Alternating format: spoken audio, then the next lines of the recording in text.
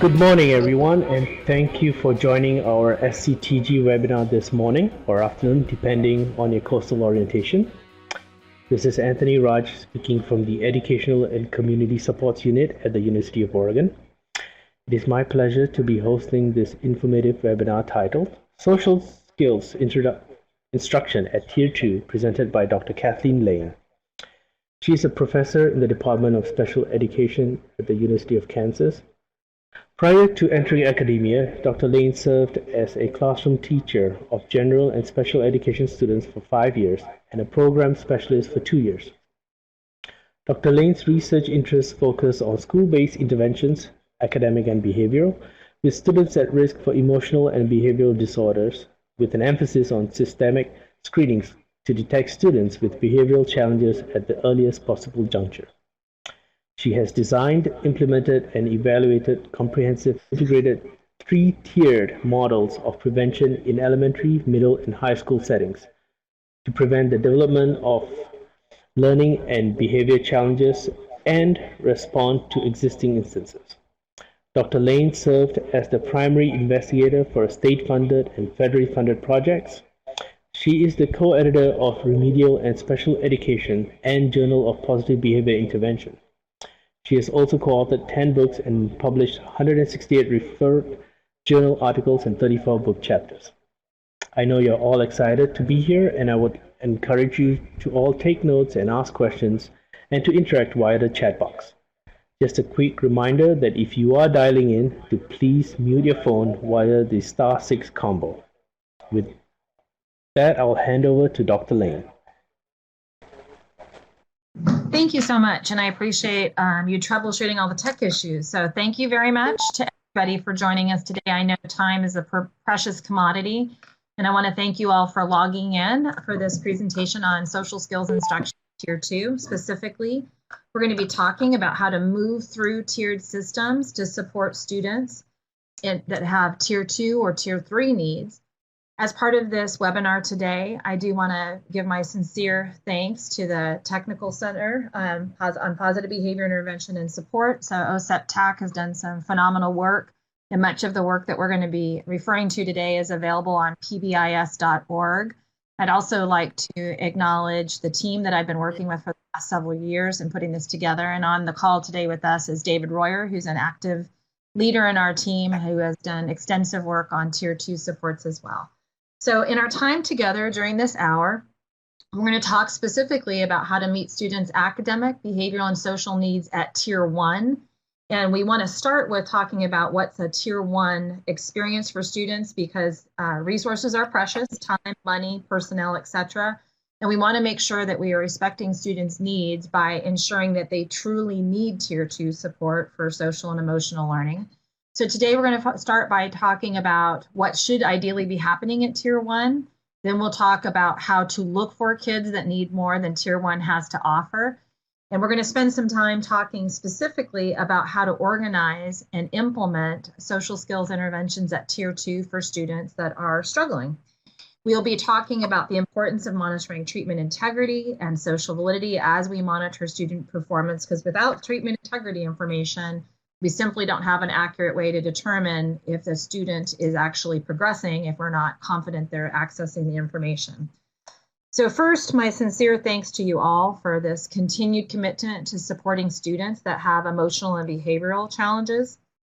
As we are looking across systems across the country, we know that if we were to take a picture today across the United States of America, we could expect to see approximately 12% of our school-aged children is struggling in terms of having moderate to severe emotional and behavior disorders, which includes internalizing, externalizing, and actually co-occurring instances of both those challenges. And in that same picture, we could also expect to see approximately 20% of school-aged children who struggle in terms of having mild to severe challenges in these areas. And we say this because it is important to recognize that it is largely a function of the general education community to partner with special education to ensure that we are actively looking for students that are showing soft signs of struggling, and that we're providing a very positive and productive and instructive approach to meeting their needs. And fortunately, with the wonderful advances that have taken place in the last 20 years, we now have a host of tiered systems such as positive behavior intervention and supports, and comprehensive integrated three-tiered models of prevention that allow us to work within a systems level perspective to meet students' multiple needs. So in doing this work, it very closely parallels the call that Michael Yudin issued a few years ago as a keynote address. He made this wonderful statement about urging all educators and educational system leaders to pay as much attention to students' social and behavioral needs as we do their academics in this press for supporting students' soft skill development to ensure that we are graduating students from our schools with the full set of skills that they need to not only be successful academically, but also to excel in terms of interpersonal relationships and negotiate relationships with authority figures and the like. In the work that we've been doing on our team, we've been supporting schools in designing and implementing and evaluating comprehensive integrated three-tiered models of prevention. And at the heart of those models is positive behavior intervention and support. These models can be thought of as a broadening of MTSS, broadened to include explicit instruction in social skills. So in these works of tiered systems, within this model, we start by really clarifying what all key stakeholders, students, faculty and staff, teachers and community members and administrators need to know that there are roles and responsibilities at the academic level. So actually making explicit and transparent what is going to be that tier 1 experience for students when they enter the schoolhouse doors from preschool all the way through high school. At the heart of the model is positive behavior intervention and supports based on the work of the National Center. And as part of that, we are all clear on this call that in the work of the PBIS, it is not a curriculum, but it is a framework. And it's a wonderful opportunity to actually determine from all adults in the building what expectations they believe students need to know to be successful. We actually have developed a measure several years ago called the SES, School-Wide Expectations for Specific Settings Survey, and that's available on ci3t.org. It's under the measures section. It's a free access tool where you can actually survey every adult that's employed in a building to find out what they think kids need to know to be successful in hallways, in classrooms, in buses, during arrival and dismissal, and the like, so that when we start to construct expectation matrices to use as teaching tools, this becomes a data-informed matrix that actually contains explicit behaviors that are viewed as valuable by all faculty and staff, thereby increasing the likelihood that students will receive acknowledgments from multiple adults in their buildings beyond simply just their classroom teacher. Also, as part of this model, and this is where we're going to be spending some of our time today, is explicit instruction at Tier 1 of social skills using a validated curriculum. And in this model, we encourage people to actually select a validated approach to address a district or a school's targeted need. And in terms of deciding what that's going to be in terms of social and emotional learning, we would like to encourage school systems to think carefully about the values and the culture of their community, looking at their data to see where specific areas of concern are, and then make determinations about what to bring in at the school-wide level. So to be clear, ideally, it would be picking a validated curriculum that is installed with Fidelity at Tier 1. And we are, in our work, we enjoy helping school systems to explore a variety of different tools that are available. But we want to make sure that we walk these teams that come to training, as well as individual schools, as well as district teams.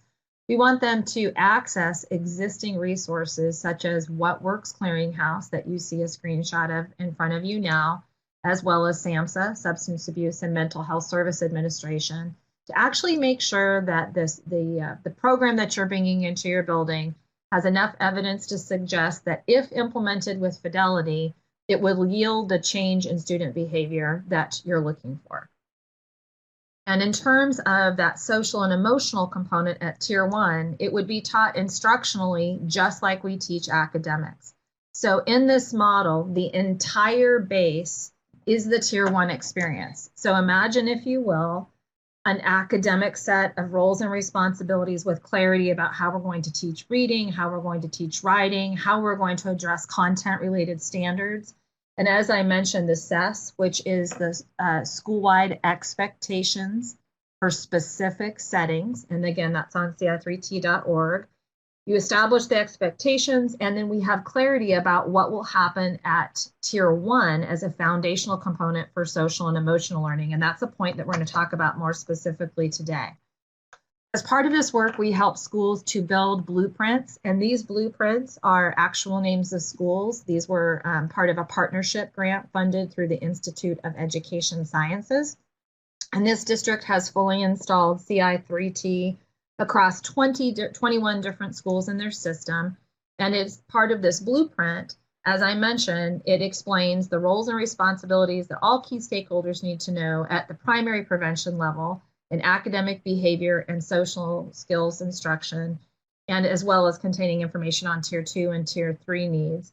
But just to kind of briefly illustrate to you what this looks like as far as what the Tier 1 experience is, schools operationally define for each stakeholder, such as faculty and staff featured here, as to what students can expect at Tier 1 in terms of English and language arts instruction or math. The example that you're looking at now is from an elementary level.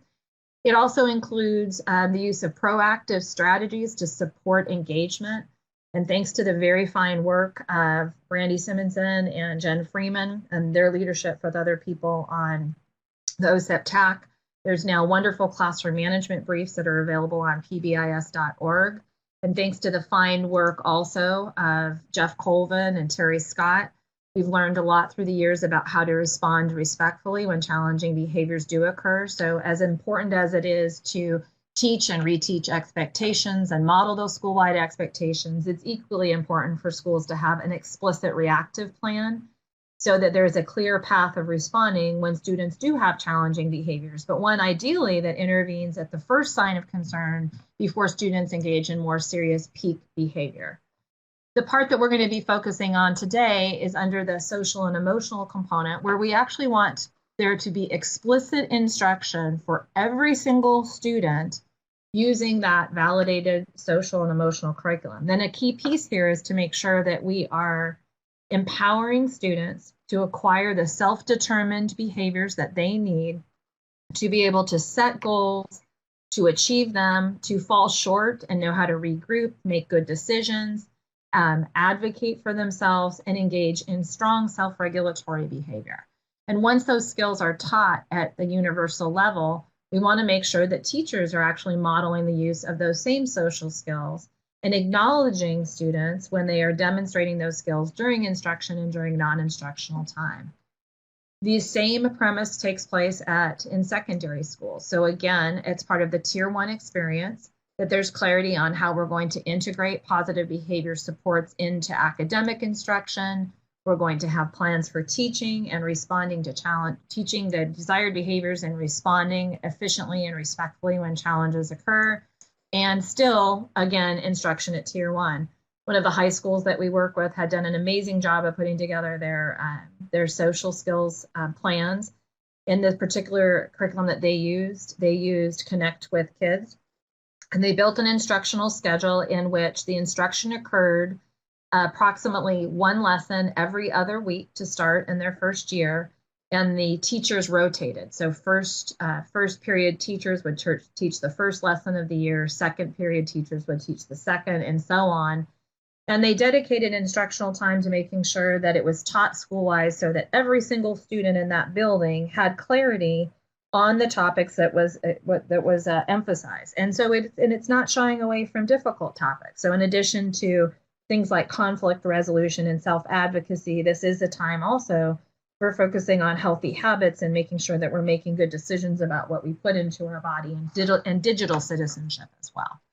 So as part of this Tier 1 experience, as you look at these plans, there is a clear plan for teaching not only academics, but also taking that same instructional approach to behavior and that same instructional approach to teaching social skills with fidelity at Tier 1, so that you're creating this base experience for students in which you have a common language system, and then we have these positive and productive climates that are all intended to facilitate instruction and allow schools to become positive, productive, and I would say even joyful places. So yes, it begins with academics and behavior and social together, which is where we're going to spend our time today, But I want to be very clear that as we talk about supporting students who require more than Tier 1 has to offer, ideally they would be in a climate that is addressing these in an integrated way, and a point we'll talk about throughout this hour today. With this Tier 1 experience defined, then there is a plan for teaching all these procedures, first to teach teachers how to do it, and then also to teach students, of course. But we want to make sure that teachers are receiving high quality professional learning that is customized to their needs so that they can have a degree of confidence in being able to lead discussions around these social skills and be able to integrate them into their daily instruction with students. And like we acknowledge for students for meeting these expectations, we want to make sure that administrators are well prepared to acknowledge teachers who are sometimes stepping out of their comfort zone, because when we think about social skills instruction, teachers are not trained as school psychologists or social workers. One of the principal leaders that I was just mentioning, one of the high schools, I was so impressed with their commitment to social and emotional learning. They actually dedicated explicit planning time for teachers to preview the lessons and have opportunity to interface with their school counselors to get questions asked. It's a video-based program, and they even had time to preview the lessons. And in that same district, they brought in students from the middle and high schools to actually preview some of the lessons before they were taught so they could receive feedback from their student community, again, supporting that clarity of input from multiple stakeholders. And with all of this in place, it's also critical that we make sure a few things are happening. Specifically, we want to make sure at Tier 1, when we're looking at what's happening, that it is in place as planned. And we also want to have a clear plan for non-responsiveness, which is where we're going to spend some of our time today. Even with high quality academic instruction and clear behavioral supports and a commitment to social and emotional learning, there absolutely will be students who have Tier 2 needs, and these needs are fluid. There are no Tier 2 students or Tier 3 students. There are students that might have Tier 2 or Tier 3 needs that suggest that they need additional support, and sometimes it'll be in multiple domains. So it might be they have continued academic needs and social and emotional needs, and so we'll talk a little bit today about how to address those in an integrated fashion.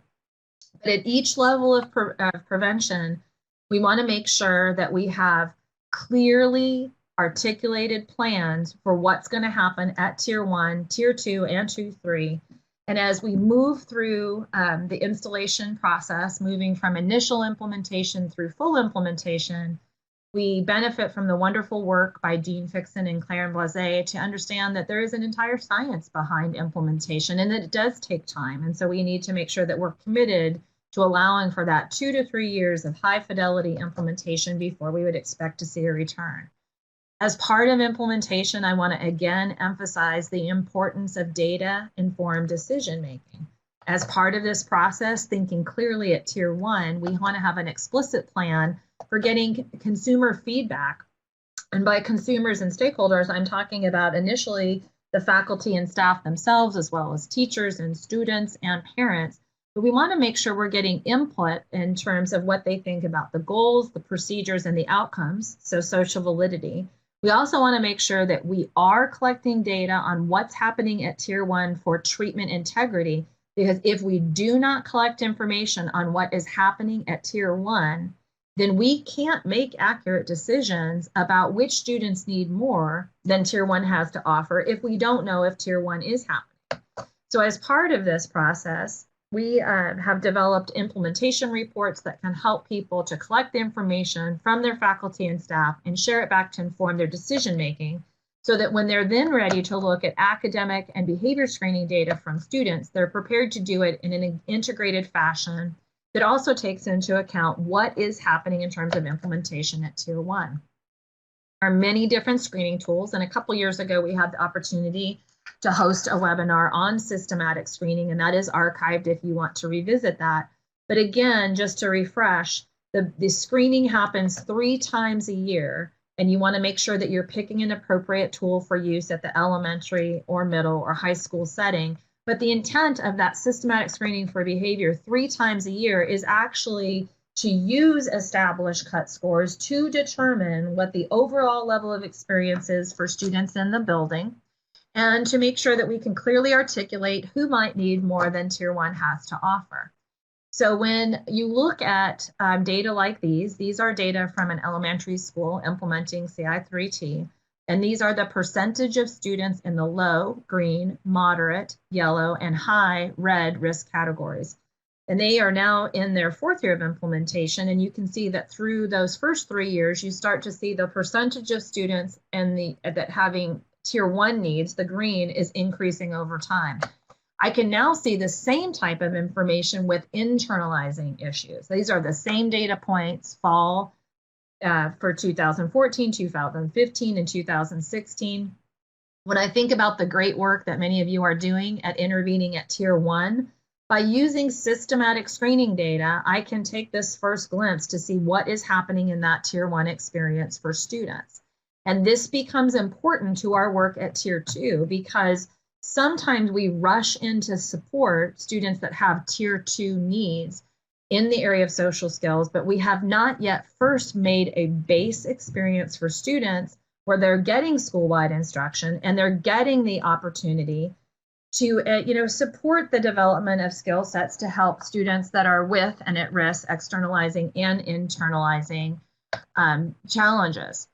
So at this time, oops, and Raj, I'm not sure if you can help me with that. It looks like we kicked back out.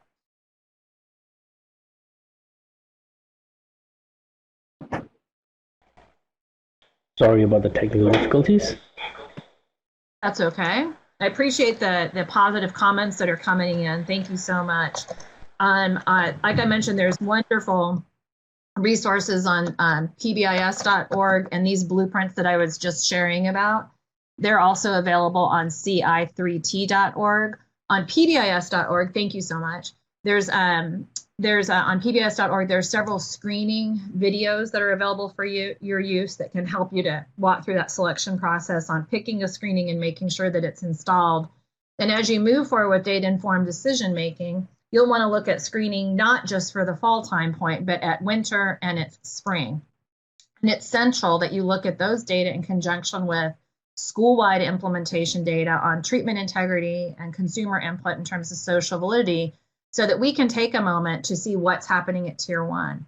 And as we move through implementation process and think about the communication and continuous improvement structures that need to be in place, our strong encouragement is that you have a team at the district level as well as teams at each of the school site level where you're prepared not only to look at data, but to access continued high quality professional learning so that you can make decisions about how to support your faculty and staff on being ready to use screening data to inform their practices at tier 1 as well as at tier 2 and tier 3.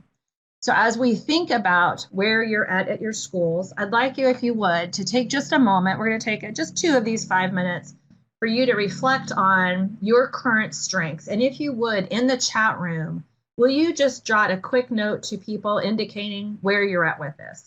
Do you offer tier 1 in social skills instruction school-wide? So are you using something like Second Step or Positive Action? What are you doing for assessment? Are you currently screening? Are you benchmarking 3 times a year? So go ahead and just take 2 minutes, if you would, to share with your colleagues on this call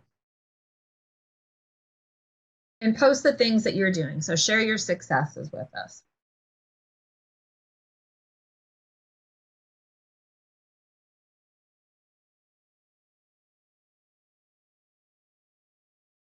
And if you're not in a place yet while you're doing it, this might be a good time for you just to make a project note for yourself as an action item that you might want to, with your leadership team at your school, you might want to explore resources such as What Works Clearinghouse or SAMHSA to see exactly what's out there that, if implemented with Fidelity, is likely to get that return on your time.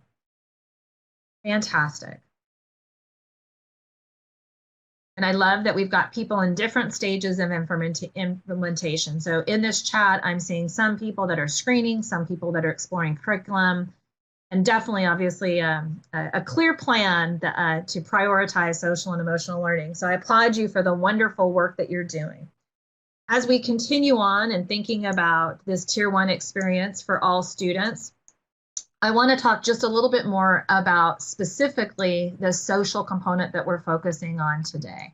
So keeping in mind where you are in terms of implementation, If you've already made a commitment to any curriculum that you've adopted, I want to make sure that you have the resources to know what is the evidence behind it. We're in the day and age of evidence-based practices. So we want to make sure that as you're information sharing and conducting professional learning, that you're sharing that sources of information out as to the evidence. And if you haven't yet picked one, then we want to make sure that your selection process is driven not just by convenience, but by the evidence of what works.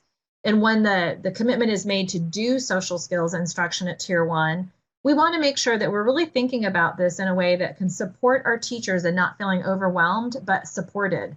Like, is it dedicated in terms of time built into your academic calendar? Like, have you blocked out a specific instructional skill or schedule as to how it's going to happen in your building? What supports do you have in place to make sure that the adults that will be teaching the lessons have some clarity on what that's going to look like? So if you're committing to one 20-minute lesson per week or per day, is that reflected in your master schedule? It is very, very important to make sure that we don't just add this on without the additional professional learning and structures to put it in place. And it's not just communicating it to faculty and staff, it's clarifying for students what could be expected, as well as faculty and staff. We absolutely want to share this with our community members, such as our parents, and the work that David and I have been doing along with other CI3T team leaders for a number of years. Parents are a part of that team. Mark Wiest and Andy Garboa have been doing wonderful work in really explaining the importance of authentic parent engagement in establishing tiered systems. And that should be reflected, their voice and their true input should be reflected in the instructional choices made at Tier 1. And administrators also need to make certain that they are supporting high fidelity implementation by providing professional learning, and not just to launch, but to sustain and to make sure that that is a dedicated part of the instructional schedule. And as we've talked about, we are going to want to have a way 3 times a year to benchmark how students are responding to this extra support. Another thing that we find to be very important is making sure that we can be clear in understanding what is happening at Tier 1.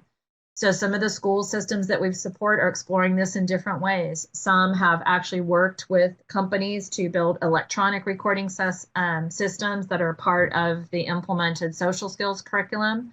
Others have things like you're seeing here, which is simply a lesson tracking thing. And it's not Big Brother watching. You absolutely need to know which lessons were taught at Tier 1 so you can begin to think about the content that's going to need to be built at Tier 2. So for example, if I am thinking about, making good health decisions for my body, like in terms of physical activity, et cetera, you need to know what was taught at Tier 1 so that you know how to proceed and go deeper at Tier 2 for students that have additional needs. Also, as part of this experience, when we have made the commitment to doing social skills instruction at Tier 1, we want to make sure that we are empowering teachers to actually design lesson plans that integrate not only the behavioral expectations, but actually prompting students as to how and to when to use the specific social skills that you've taught. So for example, if I'm getting ready to do a cooperative learning lesson and I'm going to make sure that maybe it's a link to my district or state standards for mathematics, and maybe I'm going to be doing something with manipulatives and small groups, I'm going to want to remind kids of the behavioral expectations that I'll be looking for. And remember, those are reflected in our teaching tool and the expectation matrix. And I'm also going to remind students that, hey, do you remember when we did our second step lesson last week?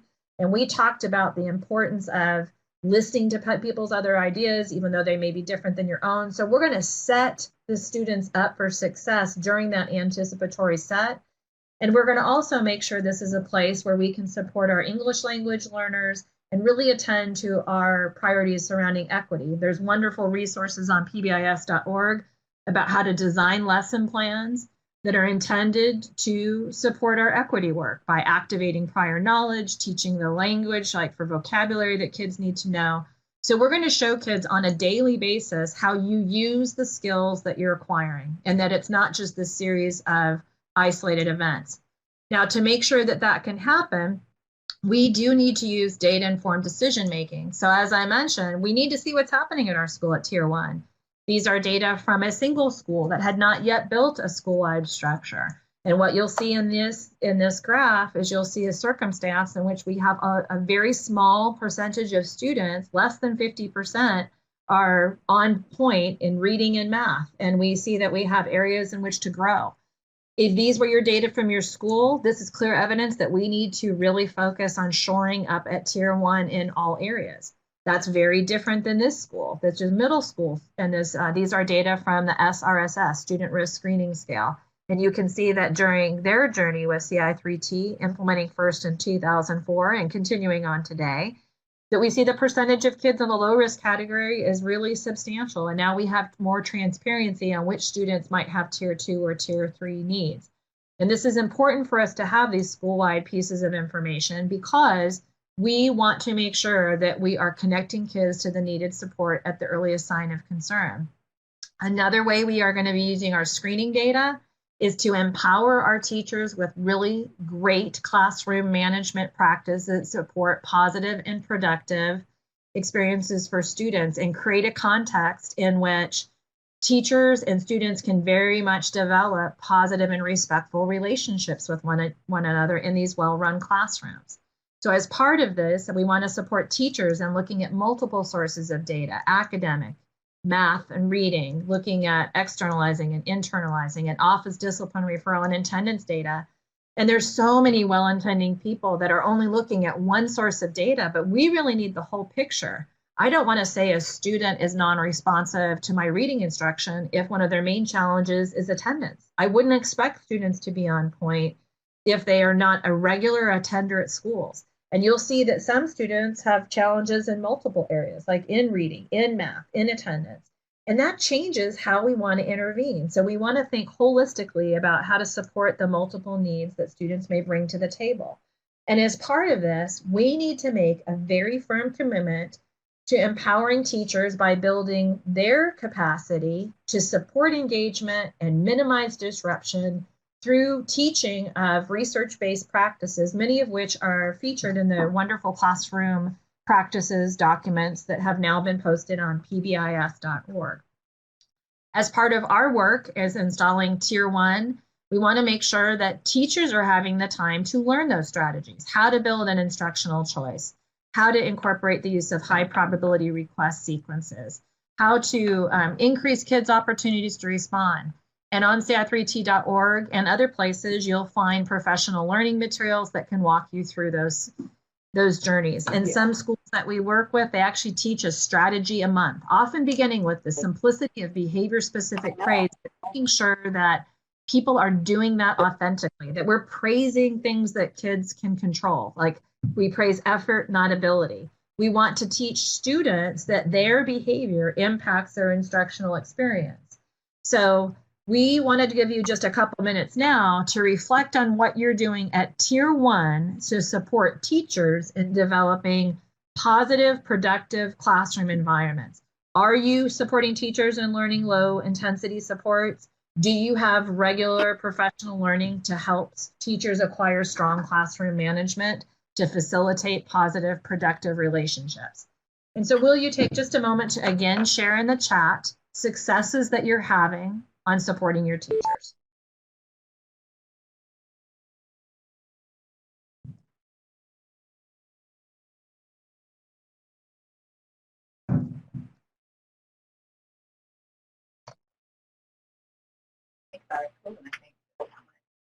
The things we talked about. Like there's a lot of things they all have.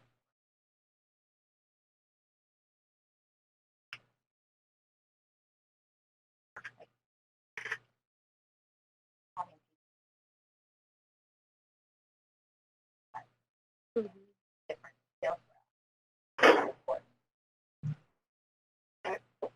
Appreciate those of you posting now. And to learn more about those strategies, you can log on to both those websites and you will find presentations, you'll find resource materials to get you started. You'll see implementation checklists to help you launch. There'll be treatment fidelity checklists, which we'll talk about in just a moment, to make sure that the practices are happening as you would hope that they would. So fantastic. I appreciate the work that you're doing. Now, keeping in mind that we ideally want to have a tier 1 experience where students are accessing the same information at tier 1. So in one of our communities, there are 14 elementary schools. All 6,000 students in this community receive the same social skills instruction. They're learning the same language. They're learning the same strategies. The middle school and high school also have adopted a different curriculum, but one that is coordinated across the secondary schools. And part of this is we're making sure that we are helping kids to acquire the skill sets that they need to succeed, not just in school, but in relationships in general, to make sure that they are having the opportunities in their life to access the choices that they want to make. But you can absolutely guarantee yourself that there will be kids that need more than what primary prevention has to offer. In our CI3T work, we actually help schools build what we refer to as secondary tier 2 intervention grids.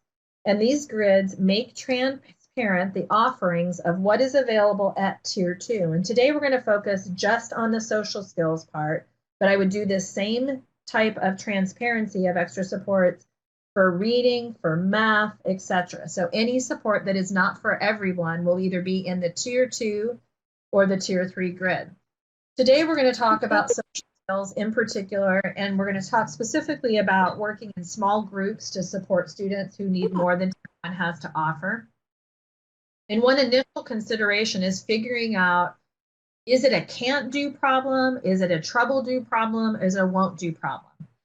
Many reasons that social skills intervention historically have failed is because they did not necessarily address acquisition deficits for the kids in the group. So we do not want to do just a canned set of lessons. We want to make sure that the focused instruction in those tier 2 groups is customized to what the students need, and that we are taking an instructional approach to helping them with the can't do challenges, and that they get opportunities for positive practice to build fluency and to make sure that they're motivating enough to address the performance deficits.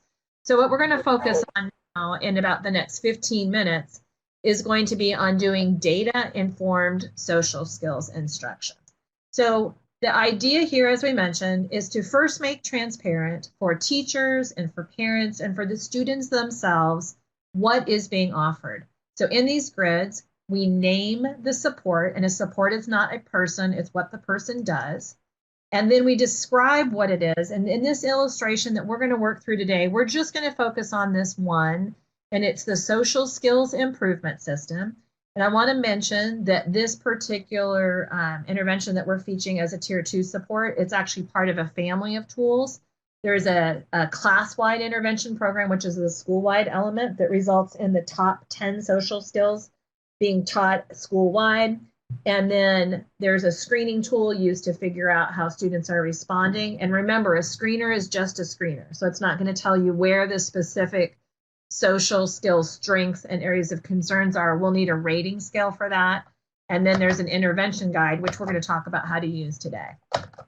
So in this tier 2 grid, we start by naming the support, which in this case is going to be the SIS intervention. And then we're going to spend some time thinking about how that's going to happen, for whom it might be a good idea, how we know if it's happening and if it's working, and then determining a plan to know when it is time to conclude that group. So we're going to work through these together. First thing we want to think about is when, and this is just one support, so these might be counselor-led groups or social worker groups. This grid that I'm sharing with you now was actually one way that 4 schools implemented this. What they did is they decided to have counselors or social workers work in small groups with a few students. They had anywhere from 3 to 5 students. And these students met with the counselor or social worker 30 to 40 minutes, 2 to 3 days per week. A solid 2 days as a commitment. And then in this group, these groups took place during the school day in a time that did not involve pulling them out of core instruction. And the intent was to help students acquire new skill sets that were based on their specific acquisition deficits. And they had an opportunity to participate for approximately 8 to 12 weeks, depending on how frequently the lessons were taught. I want to tell you a little bit about how the groups were put together.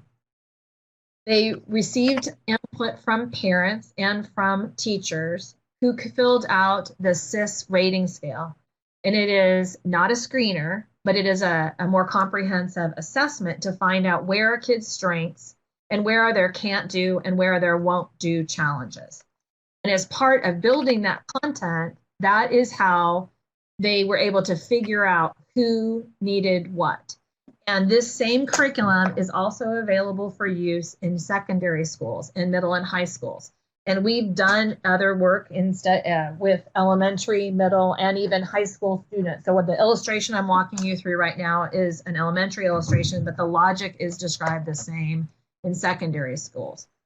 Now, in that group, I might have, one of my skills might be that I have an acquisition deficit in initiating with my peers, or I might have really high rates of negative interactions with my peers. But somebody else in my social skills group might be really excellent at initiating with peers, but they might not be as good as responding. So for some skills, I am the learner in that group, and for some skills, I might be the model. So in that group, students are learning together about how to acquire and use these schools. Now, to determine for whom this might be a good idea, we want to make sure that we are looking for students that might benefit from this support. At these schools, they use the SRSS-IE, and they look for children that had either moderate externalizing and or moderate internalizing issues. So this first experience, this tier 2 group, was not for students that had intensive intervention needs, such as those growing into like tier 3 needs as evidenced by high risk. They also looked for students that were regular attenders. So they looked for students that had 2 or fewer absences in the first 3 months of school. And the reason for that is they first wanted to invest in students that they knew would be there regularly to have the opportunity to benefit from that group. They also, in order to be in this group, there had to be evidence that tier 1 was happening in their homeroom class. They secured parent permission, and this particular one was focused on second grade.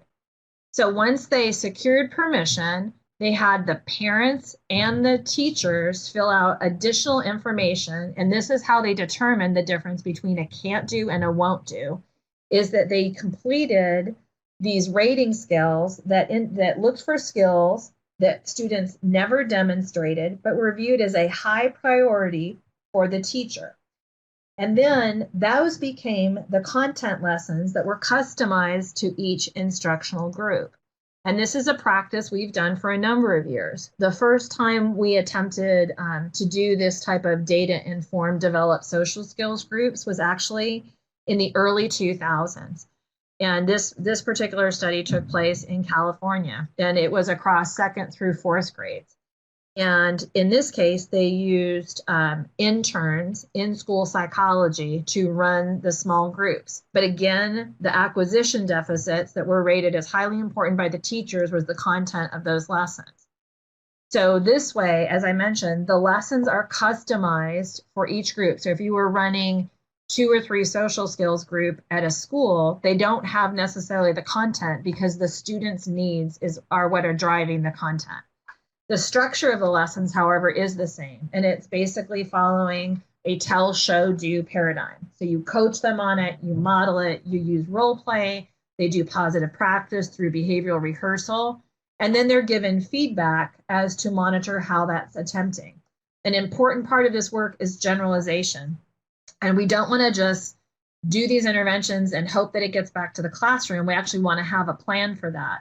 So in some of the recent work that we've been doing, when school psychologists are actually social workers are putting these in place, or school counselors, they actually email the teachers to say, here's the skills we were working on today in the small group, because the feedback we receive from teachers through the years is that tier 2 groups led by other people felt like a mystery. So they didn't know what the content was, so they didn't know what they should be acknowledging for their students. When we put students into tier 2 groups, it is simply not enough just to start the group. There's 3 things that we need to know. We need to know, is it happening? Treatment integrity. We need to get input from multiple different stakeholders' views, the students, faculty and staff, their parents, to find out what they're thinking about the goals and the procedures. Like, is it working? Do you feel like students are missing out on content, etc.? And then there has to be some outcome to know how students are progressing. In other words, is this working?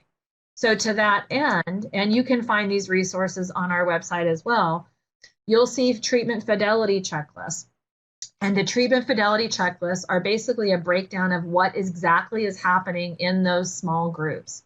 And you'll notice on that sheet in front of you that some items are shaded out.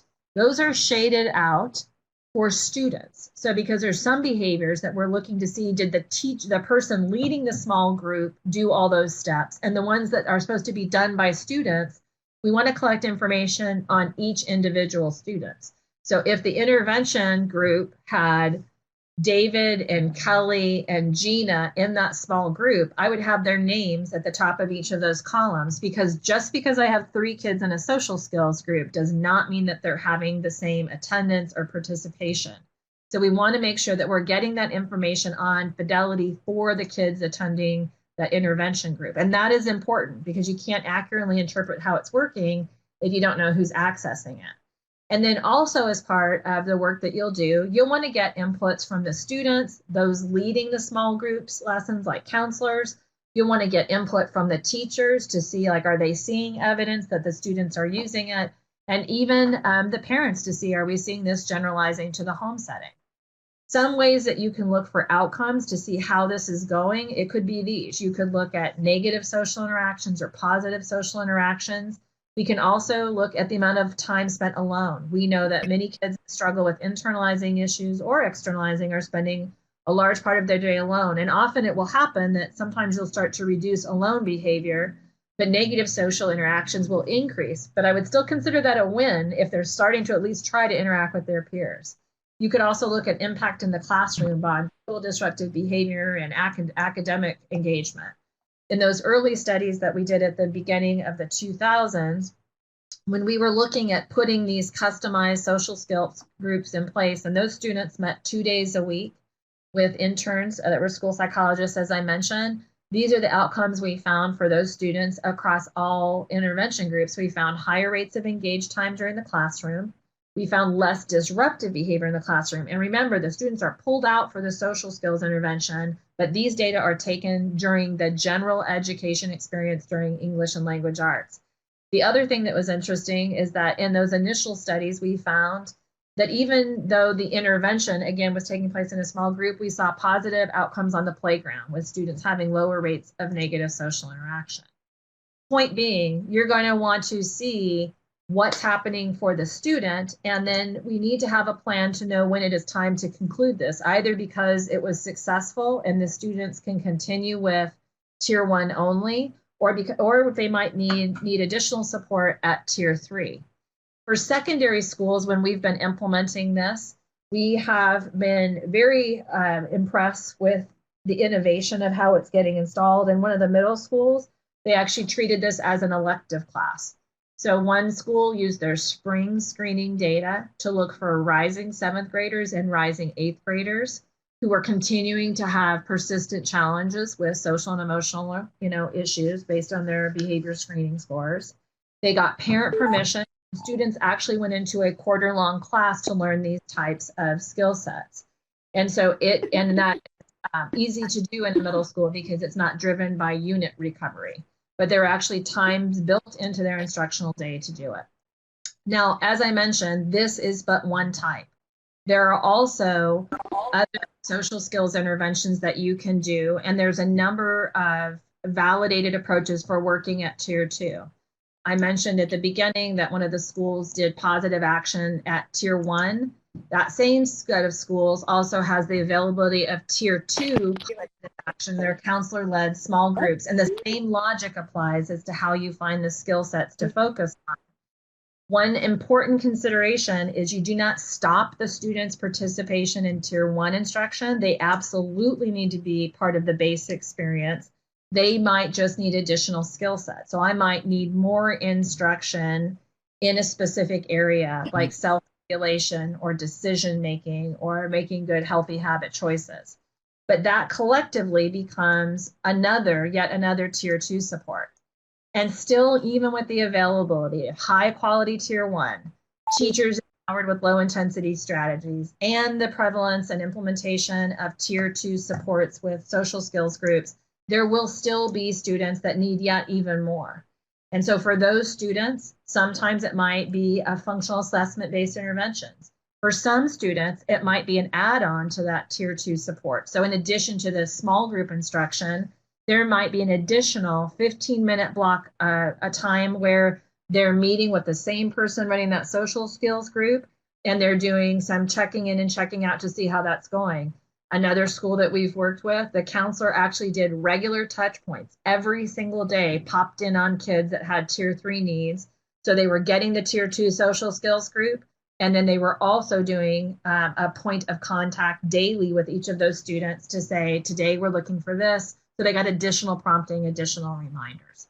But in each instance, I encourage you to make sure that when you're picking out tier 2 plans for elementary, middle, or high school, you want to make sure that you are picking strategies, practices, and programs that have sufficient evidence behind them to suggest if you implement with a Fidelity, you're going to get that return. And I see that people are right now posting some wonderful links to some resources to help you make sure that you're making wise investments.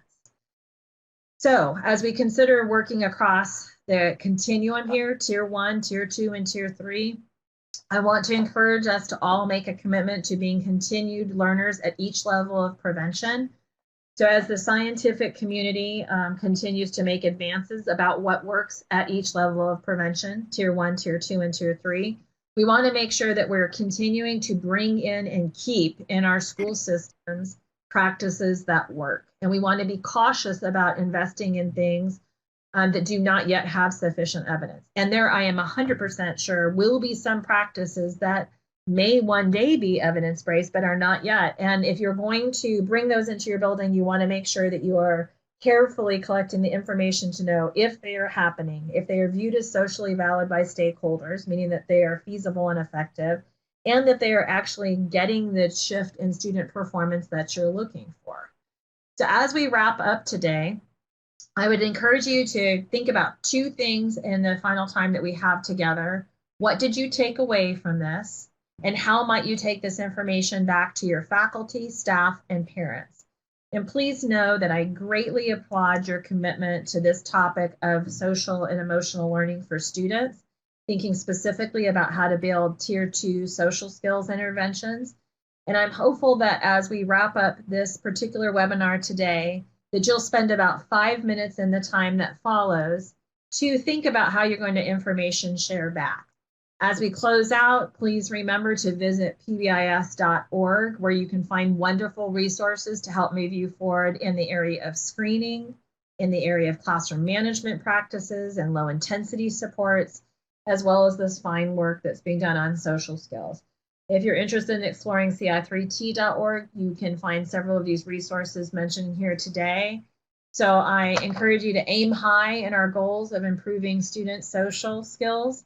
And I strongly suggest that we continue to work in an integrated model that addresses academic, behavior, and social considerations in an integrated fashion.